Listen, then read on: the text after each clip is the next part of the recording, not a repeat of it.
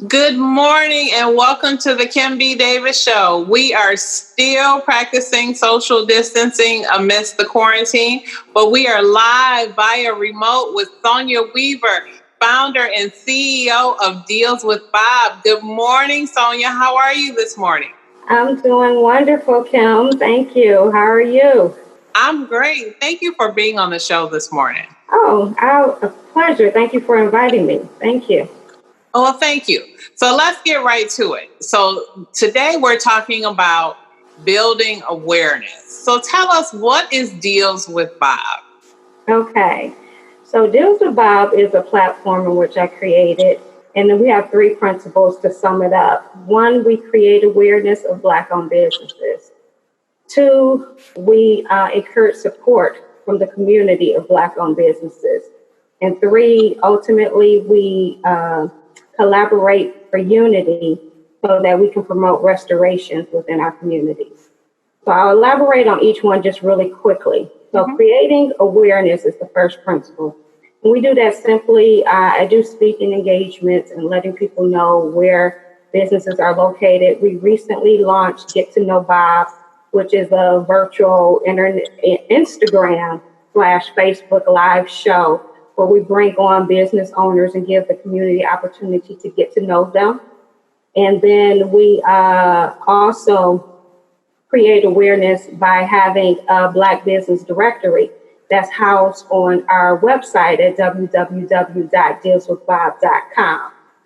Number two, when we encourage support, through our company, we have consumer memberships. So people can join for $25 a year and have access to the Black-owned businesses that are in our directory and receive deals and discounts. Hence our name, Deals with Bob. So you also get deals and discounts when you deal with Bob. And that's why they create a sense of unity between the consumer and the business owner, because they offer these deals simply to those community of like-minded individuals who join solely to support Black-owned businesses through our network. And that's one of the ways we create awareness and encourage support of our community. Then I do a variety of speaking engagements where I specifically talk about how we can leverage our buying powers when we unite our dollars to do restoration within our communities, to make our communities vibrant and strong by opening up businesses within our communities for us to support. Wow, that is a lot. But those are three great pillars that your organization actually supports. I want to start with building awareness. When we talk about building awareness, when we're talking about a nonprofit, an organization, or a small group, and they open their doors, say you're a restaurant, you open your doors, you have a great product, you have built up a campaign, your first day, your restaurant is packed, and a few months later, it starts to dwindle off. How do you build awareness as an organization or a business? Okay, so from my company standpoint, yes, when we started, I had to actually go out and just put my feet to the pavement. I always tell people, some of those principles have not died. That good old networking and getting out and meeting people and building your source of, the old Rolodex type of thing, those concepts have not really gone away. okay. With the virtual media and social media coming into play, a lot of people think that that's the shortcut to it. And don't get me wrong, those are definitely avenues that you want to utilize. But there's nothing more important than building a trusted network of people. And the reason why I say that is because I always talk about that old Vidal Sassoon commercial when I was a child. And it was like, I love this product, so I told my friend and they told their friends and so on and so on. So if you only are relying on local marketing or a social media platform where it's only hitting certain people because of built-in algorithms, then that's why you're going to see a dwindle, because the buzz is going to be created initially, but then who are then they're telling? You know, who have you made a relationship with that came and support you when you first opened your doors, that they're now sharing that information with their innermost circle and that trusted to share there and so on. And so that's why it was imperative for me to spend, I think about almost 3 to 4 years just networking with people, allowing people to get to know me. And that was something that was difficult because I am not that extroverted person. So if you're starting a business, you have to recognize that now you have to become a extroverted people person, willing to break down some barriers to allow people to get to know you. Because business boils down to relationship. And that's where it's going to be key in sustainability and longevity. It's the relationships. Not only the knowledge of reinventing your business to meet the needs of those people, but when you have that relationship, you can have a conversation and always stay current on what the needs are because you're communicating. So you can't always completely distance yourself away from your business. There's like one entwined and you are your business. So that's what I always share people to my clients. So after building our platform, which I continue to build, I then introduced businesses within my platform and connect and make business to business connections, consumers to business connections. And so my sole purpose was to build Deals with Bob so that I was a trusted individual. Therefore, my business was a trusted entity. So when I'm introducing you to a new business, you trust me because of my relationship with you, if that makes sense. So Absolutely. So when new businesses sign up with Deals with Bob, depending on the services they want from us, you know, and then I introduce them to someone else, it's almost like that connection now has been made because they trust our platform. And that's great. And it is important when you talk about networking and building relationships, how you have to connect with others to help you produce whatever you're trying to produce, because they might have something you need and you might have something that they need, or you might be able to help each other. Talk a little bit about the directory that you mentioned where people can do business to business together. Okay. So the directory itself is like any other. And I'll be honest, I was not trying to do a directory and maintain a directory because it is definitely a lot of work if you're going to do it the right way.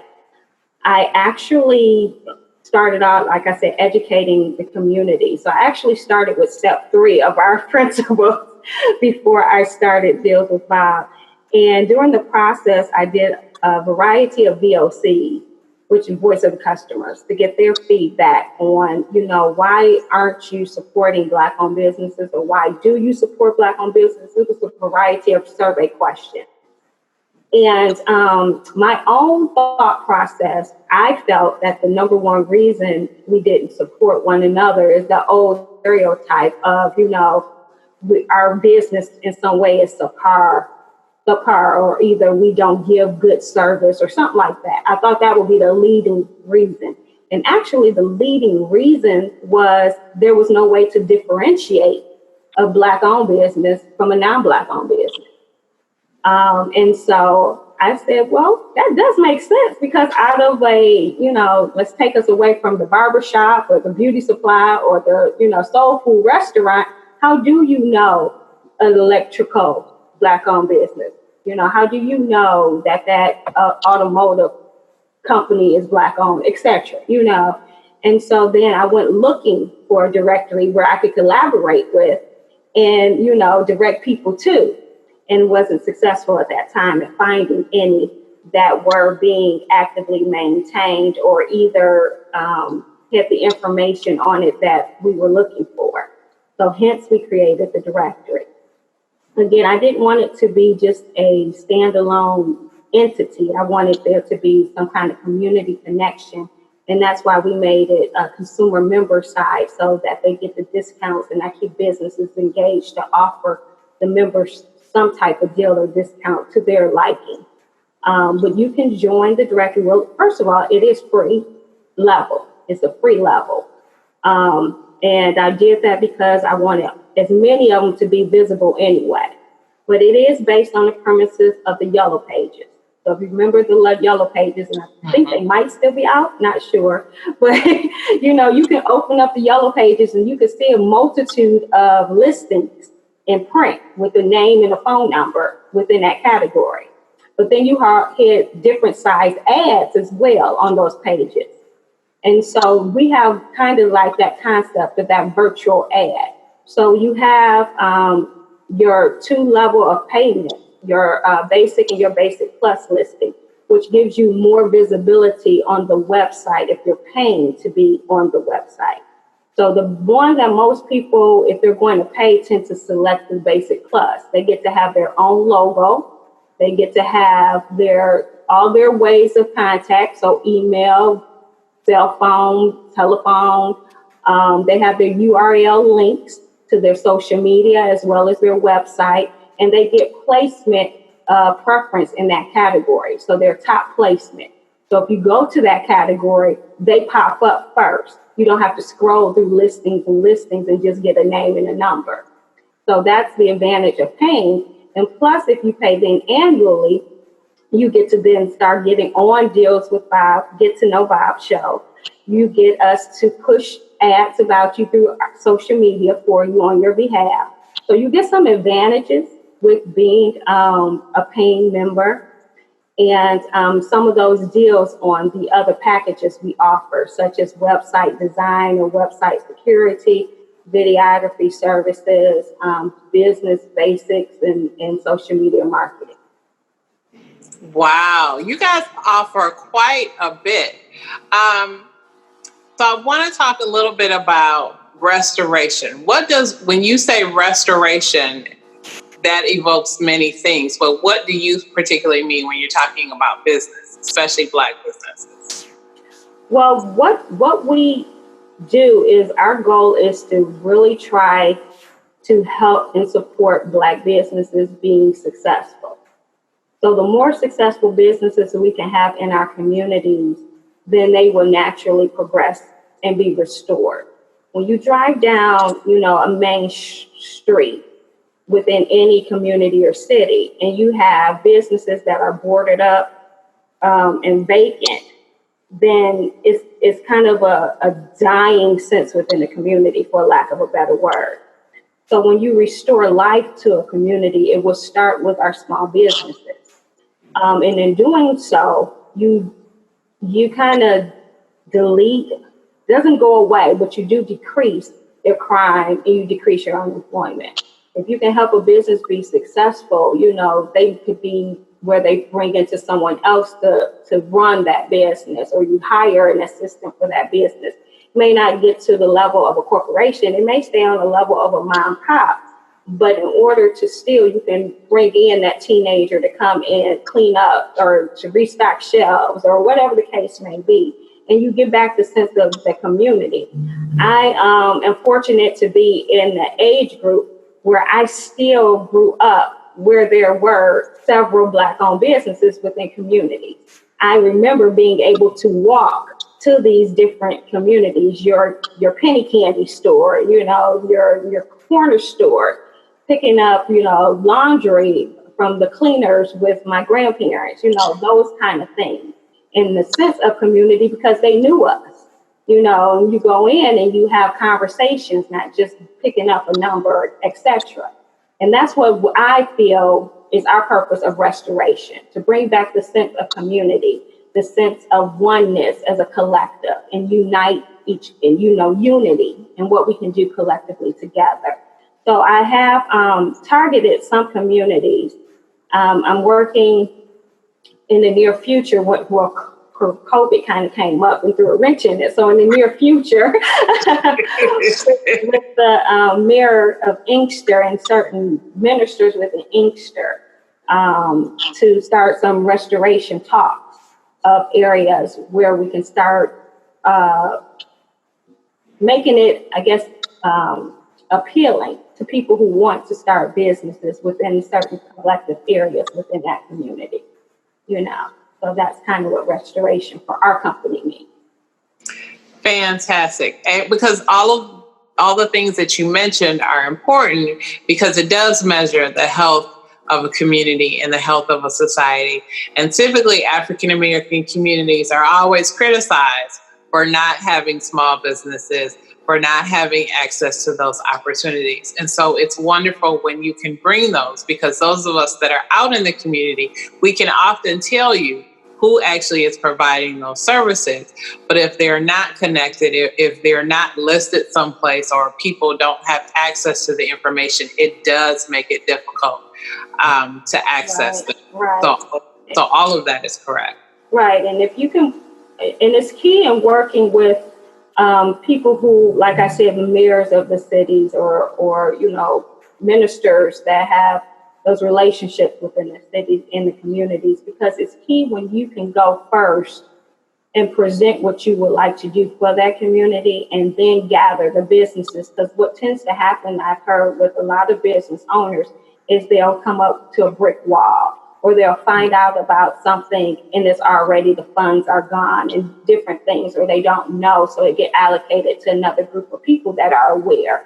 And so I just try to keep my connections on every level, both, community, business, political. I've always said I wasn't a political person, but I had to join that arena because I needed to know how it works. How do you get permits? Who do you need to know? How does this happen? How does zoning work? All of those kind of things, so that I could help business owners, get past the brick wall.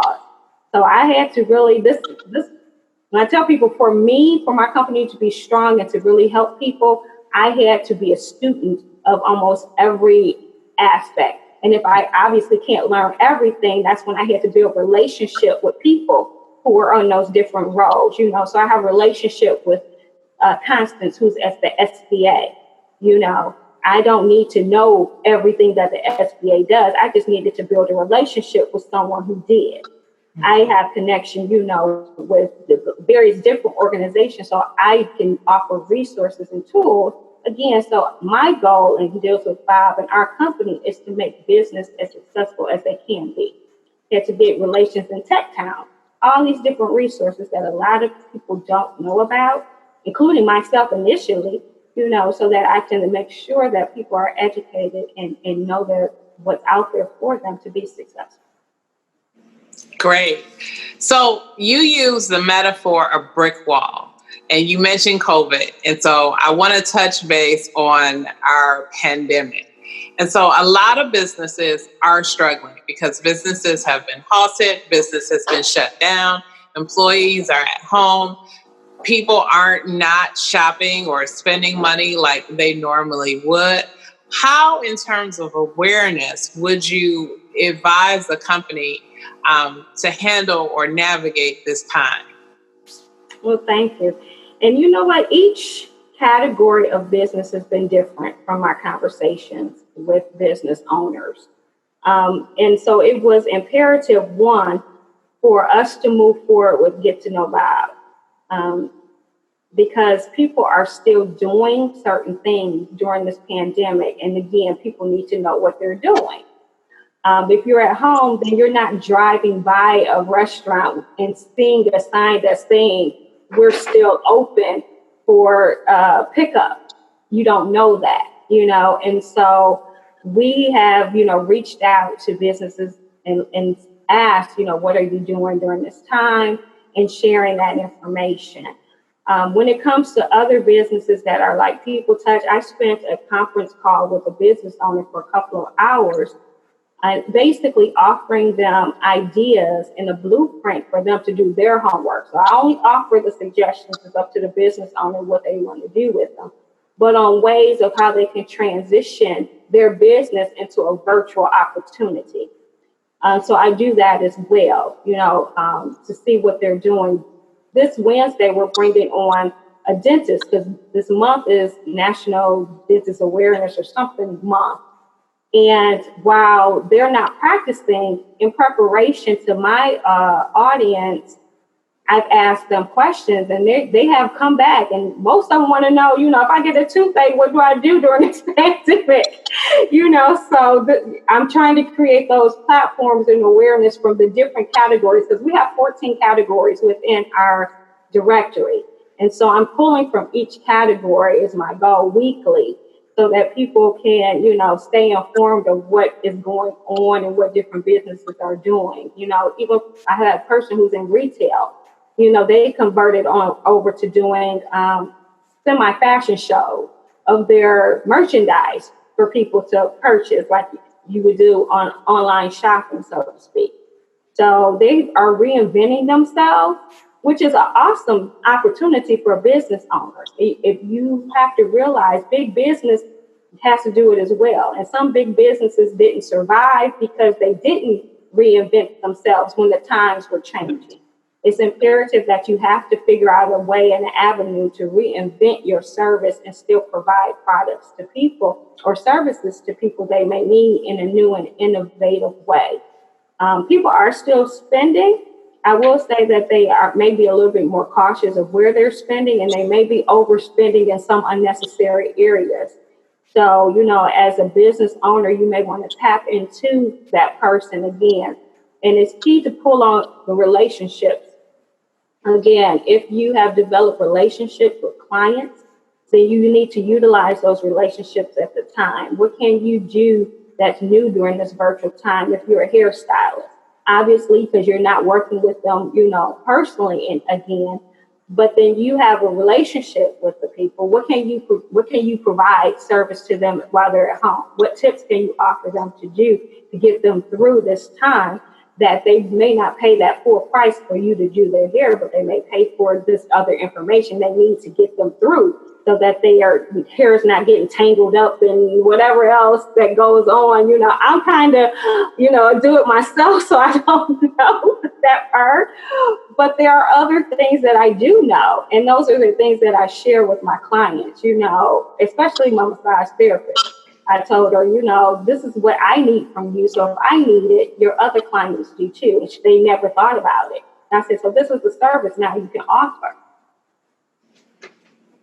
Yeah, absolutely. And as you can see, my gray is coming in. I need to see my stylist, but I'm still want to be safe before we go back outside.